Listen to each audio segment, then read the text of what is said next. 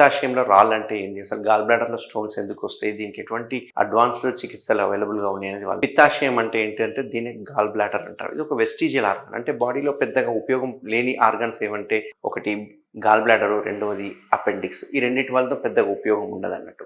But gall బ్లాడర్లో ఉండడం వలన ఏమవుతుందంటే ఆ జ్యూసెస్ ఏవైతే ఉన్నాయో, లివర్ నుంచి వచ్చే బైల్ ఏదైతే ఉందో ఆ బైల్ అక్కడ స్టాగ్నెంట్ ఉండిపోవడం వల్ల, అక్కడ స్టోర్ అవ్వడం వల్ల అక్కడ స్టోన్స్ అనేవి ఫామ్ అవుతూ ఉంటాయి. కొన్నిసార్లు ఆ స్టోన్స్ చిన్న చిన్న స్టోన్స్ ఉంటే కనుక మనకి తెలియకుండానే మోషన్లో పడిపోతూ ఉంటాయి. బట్ కొన్నిసార్లు ఆ స్టోన్స్ పెద్దగా అయిపోయి ఒక్కొక్కసారి పెయిన్ తీసుకురావడం జరుగుతుంది. అంటే సో అందుకే చాలామంది ఈ రైట్ సైడ్ డొక్కలలో కనుక పెయిన్ ఉంది అంటే ఫస్ట్ మనకు మైండ్లోకి రావాల్సింది గాల్ బ్లాడర్లో స్టోన్స్ అన్నట్టు. సో ఈ గాల్ బ్లాడర్లో స్టోన్స్ ఉన్నప్పుడు సిమ్టమ్స్ ఏముంటాయంటే కొంచెం నాజియాటిక్ ఫీలింగ్ ఉంటుంది, వామిటింగ్ వచ్చినట్టుగా ఉండడము, కొంచెం ఆకలి తగ్గినట్టు అనిపించడము, తేన్పులు ఎక్కువ రావడము, పుల్లటి తేన్పులు ఎక్కువ రావడము, సో అంతేకాకుండా అరుగుదల సరిగ్గా లేకపోవడము, కడుపంతా ఉబ్బినట్టుగా అనిపించడము ఫీలింగ్, అండ్ రైట్ సైడ్ డొక్కలల్లా పెయిన్ అనిపించడము. ఒక్కొక్కసారి ఆ పెయిన్ అనేది రైట్ షోల్డర్కి కానీ బ్యాక్ కానీ వెళ్ళిపోతూ ఉంటుంది. చాలామంది నడుము నొప్పి స్పైన్ ప్రాబ్లం అనుకుంటుంటారు, బట్ నడుము నొప్పి ఓసారి మనం గాల్ బ్లాడర్ల స్టోన్స్ కూడా మనం చూసుకోవాల్సి వస్తుంది.